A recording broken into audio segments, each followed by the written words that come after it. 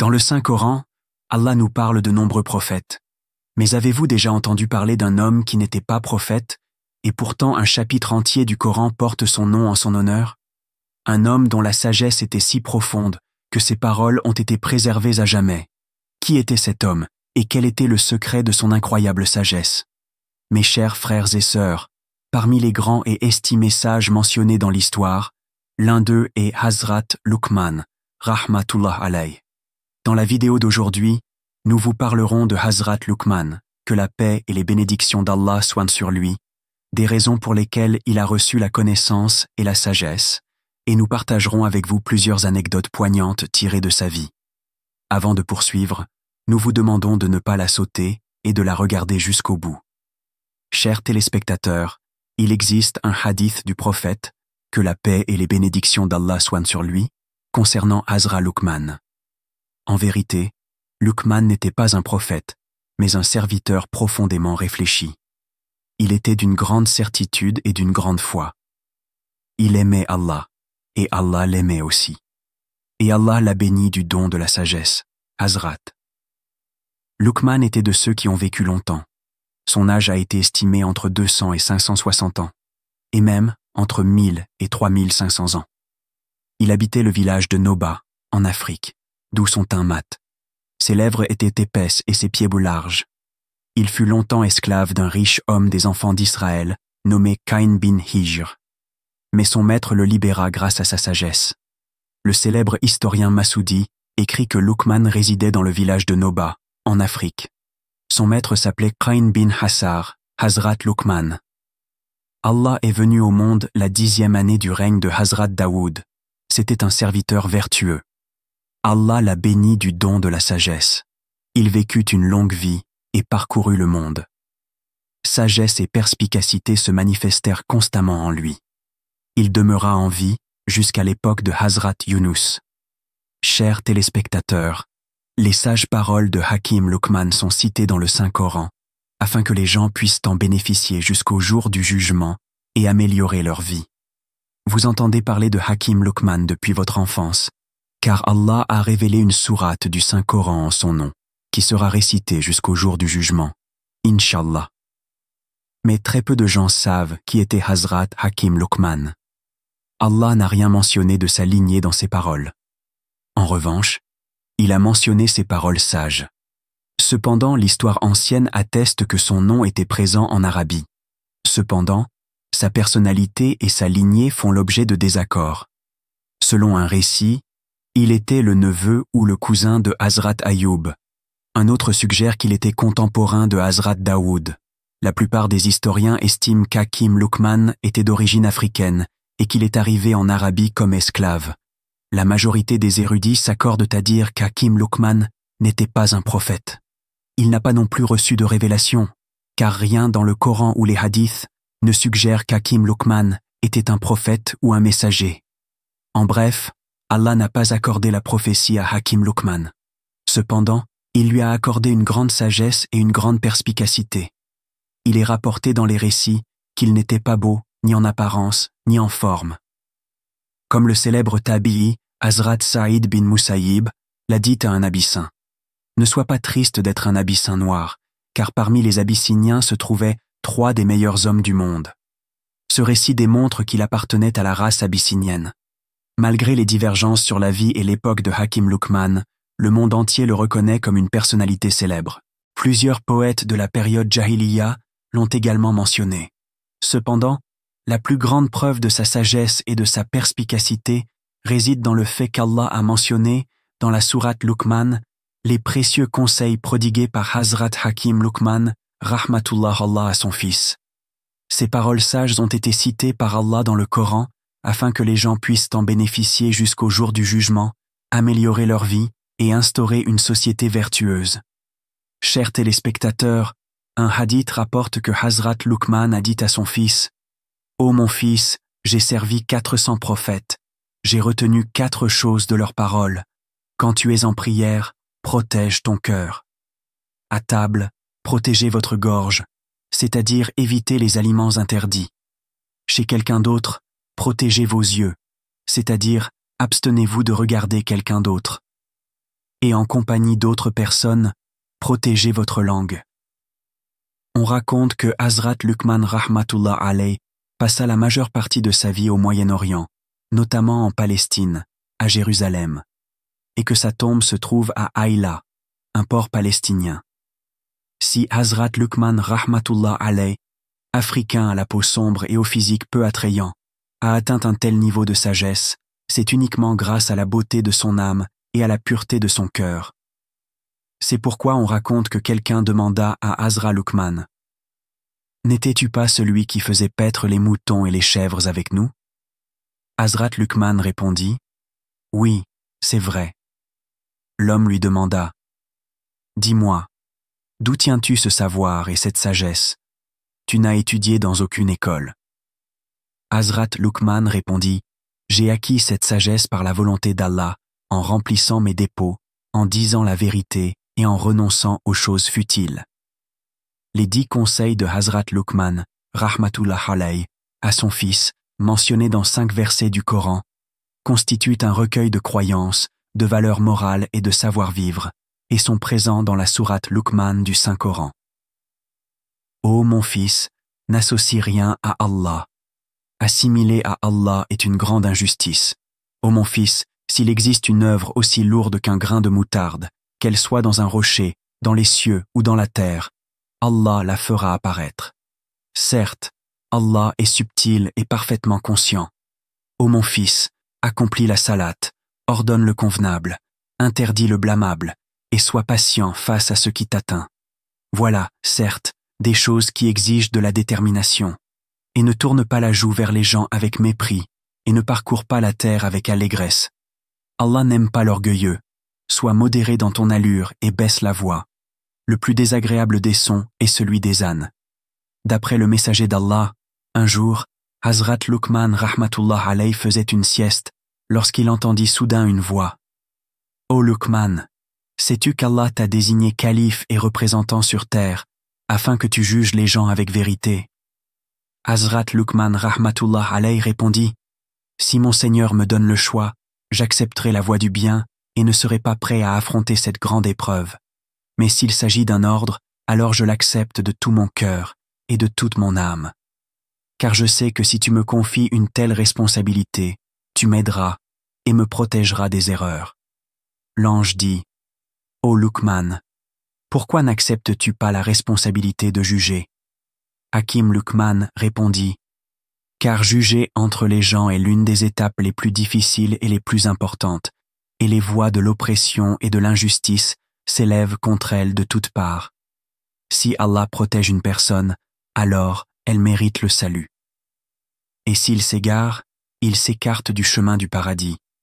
Celui dont la tête est basse en ce monde et élevée dans l'au-delà est bien meilleur que celui dont la tête est élevée en ce monde et basse dans l'au-delà.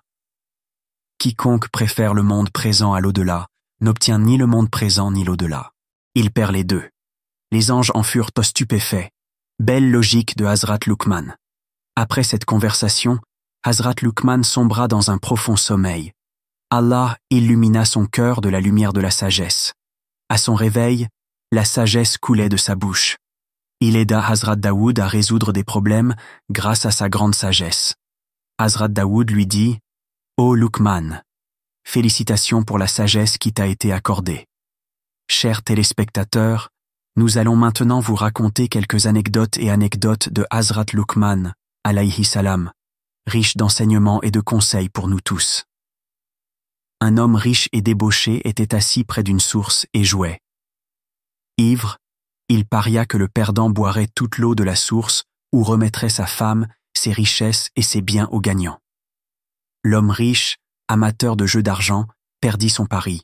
Le vainqueur exigea de l'homme riche sa femme et ses biens. Il se trouvait alors dans une situation très difficile. Il demanda un jour de répit et se rendit auprès de Hazrat Luqman, lui demandant de le sortir de ce pétrin. Hazrat Luqman, que la paix et les bénédictions d'Allah soient sur lui, dit à l'homme: « Je te sortirai de là, à une condition, que tu cesses de jouer après aujourd'hui. » L'homme riche accepta la condition de Hazrat Luqman, rahmatullah alayhi.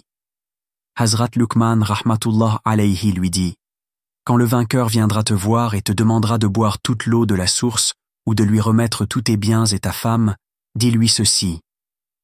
Si tu parles de l'eau qui était dans cette rivière hier, alors apporte-la-moi pour que je puisse la boire.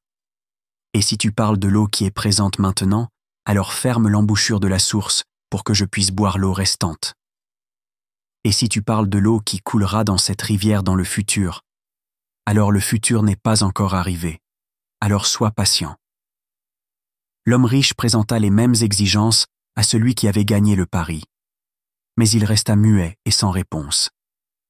C'est à ce moment-là que la sagesse de Hazrat Luqman, que la paix et les bénédictions d'Allah soient sur lui, devint évidente et que les gens le reconnurent. Selon les récits historiques, cet homme riche était le maître de Hazrat Luqman, que la paix et les bénédictions d'Allah soient sur lui, Caïn, qu'il avait acheté pour 3 miskals d'or.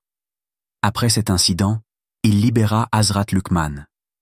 Un jour, le maître de Hazrat Luqman, que la paix et les bénédictions d'Allah soient sur lui dit « Égorge un mouton et fais-en cuire les 2 meilleurs morceaux. » Le lendemain, Hazrat Luqman égorgea le mouton, en retira la langue et le cœur, les fit cuire et les présenta à son maître.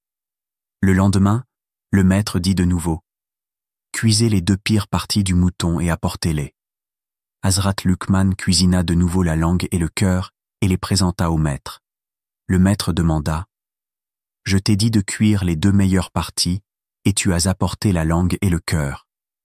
J'ai alors exigé les pires parties et tu as de nouveau apporté le cœur et la langue. Quelle en est la raison ?»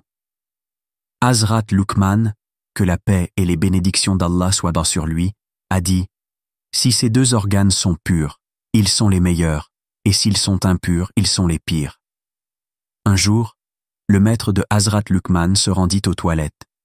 Il y avait longtemps qu'il était parti. Hazrat Luqman dit d'une voix forte « Rester assis trop longtemps aux toilettes provoque des douleurs au foie et des hémorroïdes et favorise l'absorption de la chaleur polluée des toilettes par le cerveau. Par conséquent, ne restez assis que modérément, puis ressortez. Après cela, expliquez-le aux autres. » Ce même conseil était inscrit sur la porte des toilettes. Le maître de Hazrat Luqman, que la paix et les bénédictions d'Allah soient sur lui, possédait de nombreux jardins et esclaves. Hazrat Luqman faisait également partie de ces esclaves. Son maître superficiel envoyait les esclaves à la peau claire et beau cueillir des fruits dans les jardins, etc. Mais il assignait à Hazrat Luqman des tâches subalternes et humbles comme balayer. De cette façon, il insultait Hazrat Luqman, que la paix et les bénédictions d'Allah soient sur lui.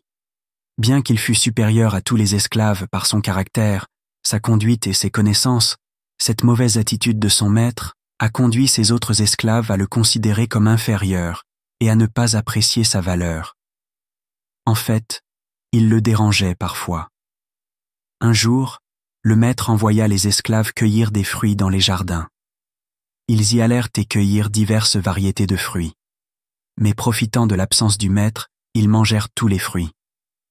Lorsque le maître revint et réclama des fruits frais, les esclaves mentirent et prétendirent que Luqman avait mangé tous les fruits. En entendant cela, le maître se prit de préjugés contre Hazrat Luqman, rahmatullah alayhi. Hazrat Luqman comprit que la mauvaise conduite et le mécontentement de son maître résultaient de l'accusation de l'esclave. Il alla le trouver et lui fit cette suggestion. « Ô mon maître, viens nous mettre à l'épreuve, nous les esclaves, afin que tu puisses discerner le bien et le mal parmi nous, » demanda-t-il. « Comment puis-je vous éprouver tous ?» Hazrat Luqman dit « Donnez-nous à tous une quantité suffisante d'eau chaude et obligez-nous à la boire. Ensuite, montez à cheval et parcourez le désert en ordonnant à tous les esclaves de courir derrière vous. Ce faisant, vous découvrirez si j'ai mangé les fruits ou eux. » Le maître procéda à l'épreuve de la même manière. Il força Hazrat Luqman et tous les autres esclaves à boire de l'eau chaude. Il monta lui-même à cheval et dit « Courez derrière moi. » Ils se mirent tous à courir derrière le maître. Peu de temps après, les esclaves qui avaient mangé les fruits tombèrent malades à force de courir. Ils vomirent les fruits et les autres aliments qu'ils avaient mangés. Le maître comprit que les fruits n'étaient pas consommés par Luqman mais par les autres esclaves, et que Luqman avait été faussement accusé. Ainsi, Hazrat Luqman fut disculpé devant son maître, et les autres esclaves durent subir la honte. Pendant un temps, Hazrat Luqman fut l'esclave d'un autre. Il avait également plusieurs autres esclaves, mais il aimait Hazrat Luqman bien plus que tous ses autres esclaves, à tel point que chaque fois qu'il voulait manger, il apportait d'abord sa nourriture à Hazrat Luqman pour qu'il puisse la manger. Une fois son repas terminé, son maître mangeait avec empressement les restes en guise de bénédiction. Un jour, quelqu'un apporta un melon en cadeau au maître de Hazrat Luqman. Le maître le coupa en tranches devant Hazrat Luqman et les lui donna. Hazrat Luqman ne cessait de prendre des tranches de melon à son maître et de les manger, prétendant que c'était très sucré et qu'il le mangeait avec grand plaisir. Voyant que Luqman mangeait avec enthousiasme et délectation, le maître lui en donna toutes les tranches sauf une, qu'il mangea et garda une pour lui. Lorsque le maître mit la tranche de melon restante dans sa bouche, il constata qu'elle était aussi amère que du poison. L'amertume provoqua des plaies sur sa langue, sa gorge commença à brûler et son état empira. Le maître dit à Hazrat Luqman, « Comment as-tu mangé ces tranches amères ? Pourquoi n'as-tu pas cessé d'en manger ?» Hazrat Luqman répondit, « Pendant des années, tu m'as nourri de mets sucrés, délicieux et appréciés. Maintenant qu'une chose amère m'est arrivée, est-il convenable que je n'en mange pas, que je m'y oppose et que je devienne ingrat ? La loyauté et la gratitude exigent que je garde le silence. Ô serviteur d'Allah, vous êtes donc immergés dans les bienfaits d'Allah. Si la vie vous réserve une petite amertume ou une difficulté, ne soyez pas ingrat. » Un jour, Hazrat Luqman, Ra, conseilla ainsi son fils, « Ô mon fils, chers auditeurs, il est clair que Hazrat Luqman, Ra, avait de nombreux enfants, mais il commençait son discours par « Ô mon fils », ce qui donne l'impression qu'il n'avait qu'un seul fils. L'histoire a retenu le nom de Baran.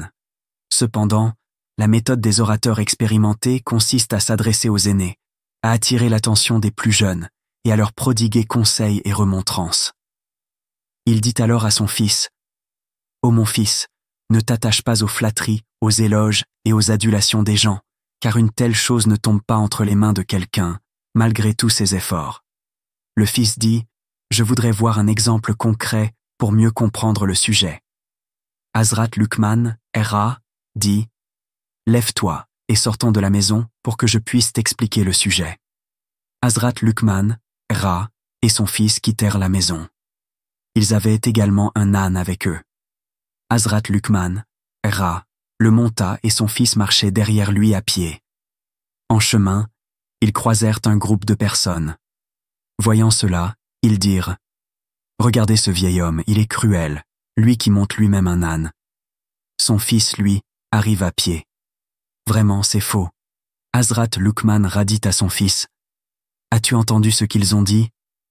Le fils répondit, « Oui. » Hazrat Luqman dit, « Maintenant je vais marcher et tu monteras l'âne. » Hazrat Luqman, Ra, se mit en marche, suivi du fils. En chemin, ils rencontrèrent un autre groupe.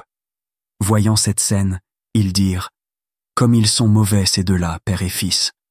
Le père est mauvais en ce qu'il n'a pas bien élevé son fils, car le fils monte à cheval tandis que le vieux père marche, et le fils est mauvais en ce qu'il n'a pas eu pitié de son père et l'opprime, car c'est le droit du père d'être respecté et de monter l'âne. » Hazrat Luqman dit à son fils, « As-tu entendu ce qu'ils ont dit ?»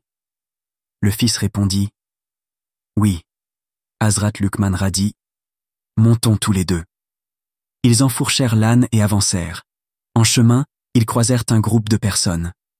Voyant cela, ces personnes dirent, « Il n'y a pas une once de pitié dans le cœur de ces deux cavaliers. Qu'ils chevauchent tous deux un animal muet. Ils lui ont brisé le dos, car ils ont mis plus de poids sur lui que ce pauvre animal ne peut en supporter. Il aurait été préférable que l'un monte et l'autre marche. » Hazrat Luqman dit à son fils, « As-tu entendu ce que ces gens ont dit ?» Le fils répondit, « Oui. » Hazrat Luqman dit, « Viens, cette fois, marchons tous les deux derrière l'âne. » Ils descendirent tous les deux de l'âne et se mirent à marcher derrière lui. En marchant, ils croisèrent un groupe de personnes. Ces personnes dirent, « Ces deux-là sont vraiment bizarres et stupides. Ils marchent à pied malgré un moyen de transport et l'ont laissé vide. Quelle folie! Hazrat Luqman, Ra, dit à son fils, « As-tu entendu la conversation de ces gens ?» Il répondit, « Oui. » Hazrat Luqman, Ra, dit, « Y a-t-il un autre moyen de plaire aux gens ? Maintenant que la situation est telle, ne fais jamais de la satisfaction des gens ton objectif. Fais plutôt du plaisir et de la satisfaction du Saint-Seigneur ton but, afin que tu atteignes le bonheur et la réussite ici-bas et dans l'au-delà. » On rapporte qu'un jour, Hazrat Luqman et Ra donna 3 conseils à son fils. « Ô fils, connais ces 3 conseils, garde-les en mémoire et mets-les en pratique. Ne révélez pas votre secret à votre femme, ne vous liez pas d'amitié avec les dirigeants, ne contractez pas de prêt auprès d'un nouveau riche mesquin. » Lorsque Hazrat Luqman et Ra mourut, son fils voulut mettre ses conseils à l'épreuve et voir quel mal il pourrait y avoir à faire ce que son père lui avait déconseillé. Il égorgea un mouton, le mit dans un sac, ferma l'ouverture du sac et le ramena chez lui. Il creusa un trou sous son lit et l'y enterra. Après cela, il dit à sa femme, « J'avais un ennemi, je l'ai tué et enterré ici. Sois prudente, garde ce secret et n'en parle à personne. » Par la suite, il se lia d'amitié avec un fonctionnaire de son quartier. Il l'invitait chaque jour et devint son ami. Dans le même quartier vivait un jeune homme sans antécédents familiaux. Il avait accumulé des richesses grâce à un travail acharné et à un dur labeur.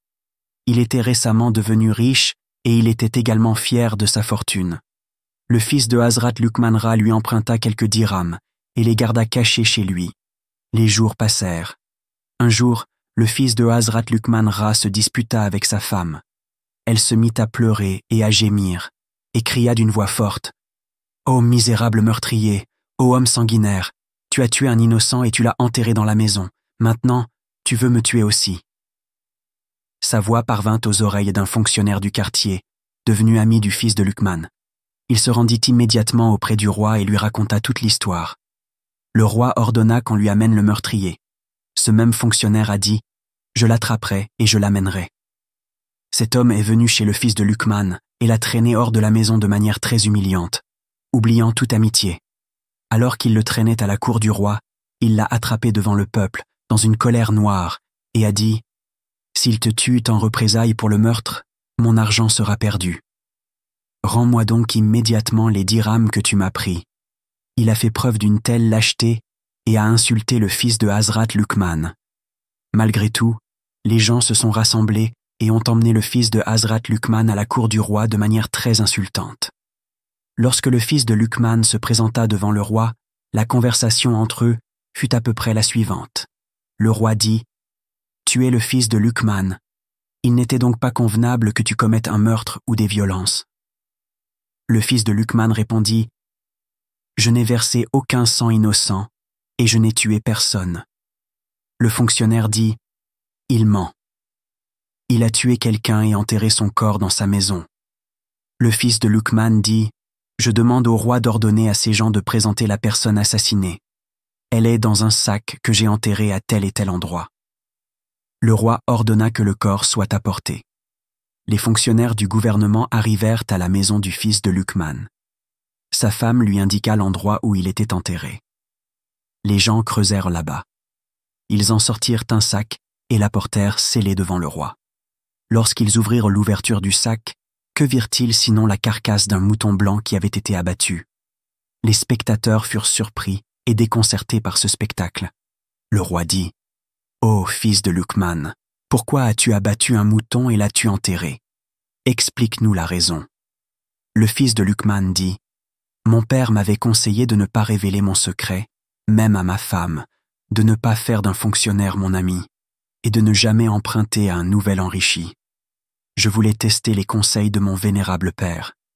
Et après les avoir testés, j'ai compris la sagesse et la vérité de mon vénérable père, et il m'est apparu clairement que ces paroles sont la vérité absolue. Quiconque écoute ce conseil, il est préférable pour lui de ne pas révéler son secret à sa femme, de ne jamais contracter de prêt auprès d'une personne nouvellement riche, de ne pas se lier d'amitié avec un fonctionnaire du gouvernement, et de garder son cœur pur et propre de l'amitié des imbéciles. Enfin, quelques autres conseils de Hazrat Luqman à son fils, cela nous sera sûrement utile. Mon fils, ne compte pas sur le monde, car le péché et Satan y sont présents. Fais du monde ta prison, afin que l'au-delà devienne ton paradis. Ô cher fils, tu ne peux déraciner une montagne, et une telle tâche ne te sera pas confiée. Alors, ne porte pas le malheur et les difficultés sur tes épaules, et ne te détruis pas de tes propres mains. Ne deviens pas le voisin des rois, sinon ils te détruiront. Ne leur obéis pas et ne les suis pas, sinon tu deviendras mécréant. Fréquente le faible et le nécessiteux, et sois leur compagnon. Ô cher fils, celui qui demande au tribunal de Dieu. Ô Dieu, pardonne-moi, ne sera pas pardonné pour cela, parce qu'une personne est pardonnée, sur la base de l'action et de l'obéissance. Ô mon fils, regarde d'abord le voisin, puis prends la maison. Regarde d'abord ton compagnon de voyage, puis pars en voyage. Ô fils, la solitude vaut mieux que la compagnie des indignes. Un compagnon juste vaut mieux que la solitude. Soulever une pierre lourde et du fer vaut mieux qu'une mauvaise compagnie. Ô fils, celui qui ne maîtrise pas sa langue sera malheureux. Consulte les anciens et n'aie pas honte de consulter les jeunes. Évitez la compagnie et les rassemblements des débauchés, car ils sont comme des chiens. S'ils trouvent quelque chose chez vous, ils le mangeront. Sinon, ils vous humilieront et vous déshonoreront. Leur amitié est extrêmement brève et éphémère. Ô mon fils, si tu doutes du jour du jugement, alors continue à t'éveiller loin de toi-même. Tant que tu n'auras pas assez de force et de pouvoir en toi, et si tu réfléchis à ces deux aspects, tu comprendras que ton âme est entre les mains d'autrui. Car le sommeil est la mort, et se réveiller après le sommeil est comme la résurrection après la mort. Cher fils, j'ai appris 7000 sagesses. Retiens-en seulement 4 et mets-les en pratique. Et viens avec moi au paradis. Renforcez votre bateau, car la mer de la vie est très profonde. Allégez le fardeau des péchés, car le passage est une vallée très difficile et ardue. Préparez beaucoup de provisions pour le voyage dans l'au-delà. Parce que ce voyage est très long, accomplissez vos actions avec sincérité, car celui qui scrute les actions est très perspicace et très perspicace. Puis il dit, on vous interrogera sur votre jeunesse. Comment avez-vous passé votre vie? De quelle manière avez-vous accumulé des richesses? Et de quelle manière avez-vous dépensé ces richesses? Préparez-vous à répondre à ces questions. Ne regrette pas ce que tu perds dans ce monde, car il n'est pas permanent et n'est pas à l'abri des calamités. Sois donc prudent et vigilant, et prends ton travail au sérieux. Enlève le voile de l'insouciance de ton cœur. Soyez attentifs à la grâce et à la miséricorde d'Allah. En retour, exprimez votre gratitude. Renouvelez toujours le repentir dans votre cœur et saisissez l'opportunité. Avant que la mort ne vienne, quelqu'un a demandé à Hazrat Luqman, « Quelle est la pire personne ?» Hazrat Luqman a répondu, « La pire personne est celle qui ne se soucie pas d'être considérée comme mauvaise par les gens. » Quelqu'un a dit à Hazrat Luqman que tu es beau. Hazrat Luqman a répondu, « Trouvez-vous à redire à mon apparence? Ou à Allah, celui qui a conçu mon apparence ?» Téléspectateurs, dans la sourate Luqman, Allah a mentionné le conseil sage et perspicace que Hazrat Hakim Luqman a donné à son fils. Hazrat Luqman n'a pas appelé son fils par son nom, mais plutôt en disant « Ô mon fils ». Ce qui montre qu'appeler par son nom n'exprime pas le même amour que dire « Ô mon fils ». Tout comme une mère à l'âge de l'innocence appelle son enfant avec des surnoms affectueux comme « mon cher »,« ma lune »,« mon précieux », etc. De même, lorsque l'enfant atteint l'âge de conscience, si ses parents lui parlent avec la même affection, leurs paroles auront un effet sur son cœur et son esprit. Le tout premier conseil que Hazrat Luqman a donné à son fils concernait l'unicité d'Allah. « Mon fils, le Très-Haut, n'associe personne à Allah. » Cela montre aussi qu'il faut d'abord inculquer à un enfant les croyances et les doctrines religieuses afin qu'en grandissant, il devienne un bon musulman. Car si ses croyances sont justes, ses actions le seront aussi, Inch'Allah. Et si les croyances sont en contradiction avec le Coran et la Sunna, on ne peut croire qu'il accomplira de bonnes œuvres. L'esprit d'un enfant est pur, transparent et vide. Tout ce qui est gravé en lui devient fort et durable. C'est pourquoi l'enfant doit d'abord recevoir une éducation religieuse et morale. L'enseignement du Coran et de la Sunna doit être dispensé par des enseignants experts en religion. Une autre tragédie de notre société et que pour un problème physique, comme un mal de dents, nous consultons un dentiste. En cas de problème cardiaque, nous consultons un cardiologue. Mais lorsque la connaissance du Coran et des paroles du prophète, Saw, est remise en question, nous délaissons un érudit religieux certifié pour consulter un non-érudit, ce qui entraîne souvent la corruption. Hazrat Luqman dit ensuite à son fils, « Mon fils, même une action aussi petite qu'un grain de moutarde, Allah te l'apportera au jour de la résurrection. » Autrement dit, ne considère aucune action, bonne ou mauvaise, comme insignifiante, car tu devras l'affronter au jour de la résurrection. Si c'est une bonne action, elle te sera également bénéfique au jour de la résurrection. Il est possible que ce que vous considérez comme insignifiant devienne une cause d'intercession au jour de la résurrection. Et s'il s'agit de mauvaises actions, vous ne pourrez les dissimuler au jour de la résurrection. Allah dévoilera devant vous l'action que vous considérez comme insignifiante, et il n'y aura alors aucun lieu de la renier. Ces conseils de Hazrat Luqman à son fils nous encouragent à continuer de parler à nos enfants en tenant compte de leur psychologie et en évaluant leur approche mentale.